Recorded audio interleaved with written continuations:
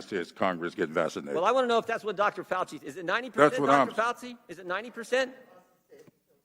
That's what I'd like to know. Give us some objective standards versus when certain things get reached, we might be able to get back to having our liberty. When? What are the numbers? Well, You're going to see a gradual, right now we're at an unacceptably high level. On a daily basis, it's unacceptably high. As more and more people get vaccinated, and we get over 3 million people a day, you're going to see the level of infection come down and down, and gradually there will be more flexibility for doing the things that you're talking about. Where does it get to? When it comes down, what number do we get our liberties back? Tell me the number. Tell me the number. When 90% of the members of Congress get vaccinated. But you're not a doctor, Mr. Clyburn. He is. What is the number? I can't Thank you for recognizing me, Mr. Clyburn. Thank you. Chair now recognizes for 5 I'd minutes. like my question Ms. answered. Maloney. Reclaiming my time. Reclaiming my time. Regular order. Regular order. No, Just a moment. Mr. Chairman, I don't want you to answer my question. The American people want Dr. Fauci to answer the question. But What does your it time have to be? expires, sir. If you need to respect the chair. Mr. Jordan is now recognized for 5 minutes. Thank you, Madam Chair. Mr. Rosen, 4 years ago on January 6, 2017, was it appropriate for Democrats to object to the 2016 presidential election results? Congressman, I think the things that are appropriate or inappropriate for Congress to do are that all members, of course, and all the rest of us have to adhere to the Constitution. And so I'm going to say that that's an issue for you as members of Congress to assess. Well, you're former acting attorney general. We appreciate your service to the country. I'm just asking, was it okay for them to? They've told us we're not allowed to object. We weren't allowed to object on January 6, 2021. In fact, you're not even allowed to co-sponsor legislation that Democrats introduced if you did object to accepting and counting the electors on January 6, 2021. I'm just wanting your thoughts on, was it okay for Democrats to do that on January 6, 2017? What I would hope is people of all parties, all political perspectives, would respect the Constitution, our system of government, and the rule of law. And does the Constitution allow members to object to the Electoral College results on January 6 after a presidential election? My understanding is that it does. It does, right.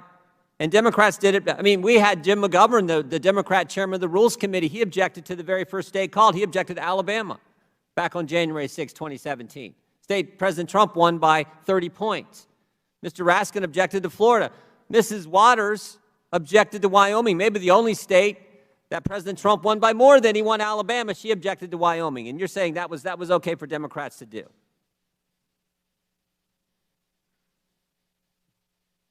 Mr. Rosen, that was fine? Oh, I'm sorry, Congress. I didn't understand if you were asking me to respond to that. Again, I mean, I think is it okay for Jim McGovern, a Democrat member of Congress, to object to Alabama on January 6, 2017? Is that all right? He's allowed to do that, right? I think if members are adhering to their constitutional rights and roles and responsibilities, that's, again, a question for all the folks in Congress. And Ms. Waters can object to Wyoming, even though President Trump won Wyoming by like 40 points. She can object to that if she wants to, right? Well, at least the Constitution allows members of Congress to raise objections. Yeah. We've heard a lot of talk from the Democrats about revisionist history and the big lie. I just think it's important that we've had Democrat members of Congress tell us that we weren't allowed to object, that somehow we were trying to overturn the will of the American people, even though we objected to states like Pennsylvania, for example, where they, I believe in an unconstitutional fashion, changed their election laws in the run-up to the election, but somehow they're allowed to object to Alabama, they're allowed to object to Wyoming, they're allowed to object to Florida, but we're not allowed to object. I fail to see the logic there. How about the previous gentleman from Virginia talked about brutality, talked about statements. I just want to read you a couple statements here. Well, no, let me ask you this question first. Was the 2016 election stolen? I do not know of evidence that would say it was. I think you're alluding to a troublesome thing about the legitimacy of our past elections, sometimes governors' races being called into question. And I think it's really necessary and important for all of us to find ways to restore our citizens' faith in the electoral process and in our representative system of government. Secretary Clinton said on a speaking tour, May 2019, you can run the best campaign, you can even become the nominee, and you can have the election stolen from you.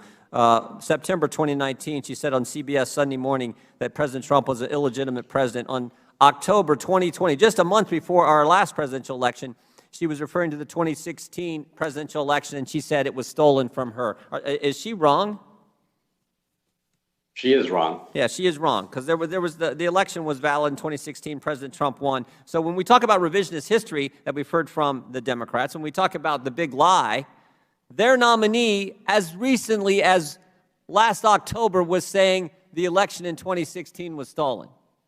They can object to Alabama, they can object to Wyoming, they can object to states when in 2017, but we're somehow not allowed to object to